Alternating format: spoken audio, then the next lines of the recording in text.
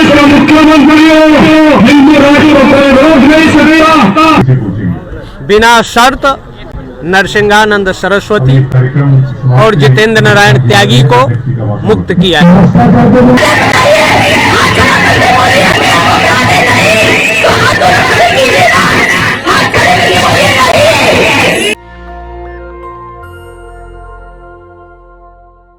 हरिद्वार धर्म सांसद का मामला तो आपको याद ही होगा। ये वही धर्म सांसद है जिसमें नफरत फैलाने की पूरी कोशिश की गई थी, सारी हदें पार कर दी गई थी। ये वही धर्म सांसद है जिसमें एक के बाद एक नफरतबाजी की सारी हदें पार कर दी गई थी। एक के बाद ऐसे कार्यक्रम किए गए थे, आयोजित किए गए थे, जिसे धर्म सांसद का नाम दिया गया। लेकिन वहां बातें आखिर क्या हो रही थी? वहां बातें हो रही थी मुसलमानों को लेकर, नफरत फैलाया जा रहा था उनके नाम पर। अभी वो मामला खत्म भी नहीं हुआ था कि धर्म सांसद के नाम पर फिर से एक नया विवाद शुरू हो गया है, जिसमें मुसलमानों के नरसंहार की बात की गई है, मुसलमानों के खत्म करने की बात की गई है। अभी पूरा मामला आखिर क्या है, इसके लिए इस वीडियो को एंड तक जरूर देखें। नमस्कार, मैं नुपुर बर्नवाल और आप देख रहे हैं नेशनल दस्तक। अभी छत्तीसगढ़ में धर्म सांसद का मुद्दा ठंडा भी नहीं हुआ था कि प्रयागराज का ऐसा ही एक सम्मेलन चर्चा में आ गया है। एक के बाद एक इन धर्म सांसद में नफरतबाजी की हदें पार कर दी जा रही हैं। लोगों के दिलों दिमाग में जहर घोला जा रहा है। ये वही धर्म संसद है जहां हिंदू राष्ट्र बनाने की बात की गई है और तमाम मुस्लिम विरोधी बयानबाजी की दी गई है और लोगों को मुसलमानों के खिलाफ भड़काया जा रहा है। मुसलमानों के नरसंहार की बात की जा रही है, जिसके बाद कालीचरण को गिरफ्तार किया गया था। आपको याद होगा वो कि बापू के अपमान की वजह से कैसे कालीचरण की गिरफ्तारी की मांग उठाई गई थी और उन्हें गिरफ्तार किया गया था। उनके ऊपर भड़काऊ बयान देने की वजह से ही सब हुआ था और यति नरसिंहानंद और जितेंद्र त्यागी उर्फ वसीम रिजवी को गिरफ्तार किया गया था, जो मुसलमानों के खिलाफ नारेबाजी कर रहे थे।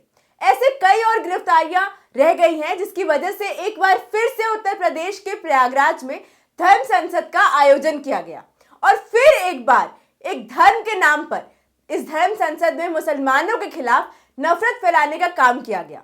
मुसलमानों को खत्म करने की बात कही गई, मुसलमानों के अंत की बात कही गई, इस देश से उनका खात्मा करने की बात कही गई और संविधान विरोधी बातें भी की गई कि कैसे इस देश को हिंदू राष्ट्र बनाया जा सकता है।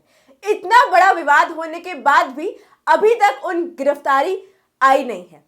किसी ने भी उनकी गिरफ्तारी की मांग नहीं की, किसी को भी गिरफ्तार नहीं किया गया। ऐसे में ये अंतर्राष्ट्रीय स्तर पर इतनी ज्यादा शर्मिंदगी वाली बात है। इतनी बेइज्जती होने के बावजूद धर्म संसद को लेकर कहा भी गया था कि नफरतबाजी की गई है, साजिश रची जा रही है।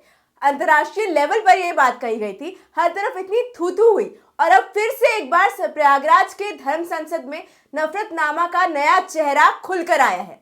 देश को हिंदू राष्ट्र बनाने की बातें की जा रही हैं। हर तरफ साधु और हर एक संत बस यही मांग कर रहे हैं, लोगों के दिमाग में जहर घोल रहे हैं कि ये देश सिर्फ हिंदुओं का है और यहाँ सिर्फ हिंदुओं को रहने का हक है।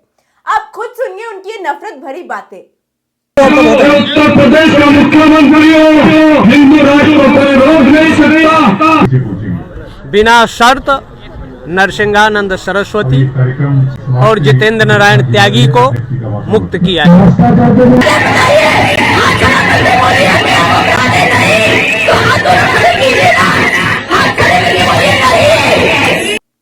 इस वीडियो में आपने सुना कि किस तरह से लोगों के मन में जहर घोला जा रहा है, धर्मांतरण की बातें कही जा रही हैं, जिसमें यह कहा गया है कि धर्मनिरपेक्ष पर रोक लगाई जाए।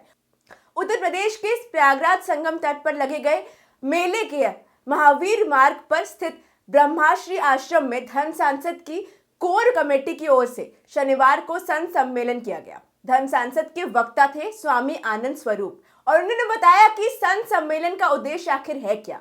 उनका उद्देश्य है हिंदू राष्ट्र के निर्माण में संतों की भूमिका तय करना। संसद में आए संतों ने हिंदू राष्ट्र बनाने के लिए जनता से एक खास अपील की है।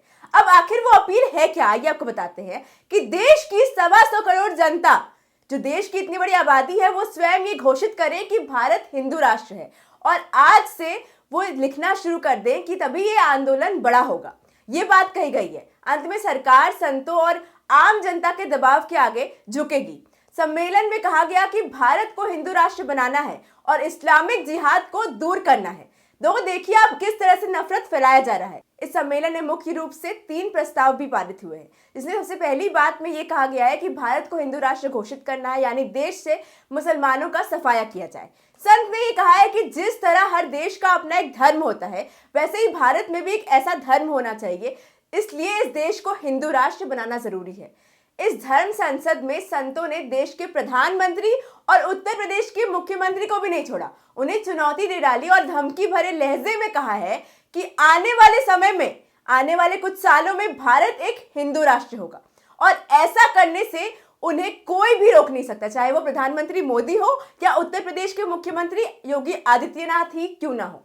दूसरे प्रस्ताव में ये कहा गया है कि धर्मांतरण कानून को और कड़ा किया जाना चाहिए, साथ ही साथ जो भी व्यक्ति धर्मांतरण करवाएगा उसको फांसी की सजा देने की बात कही गई, इतनी बड़ी बात।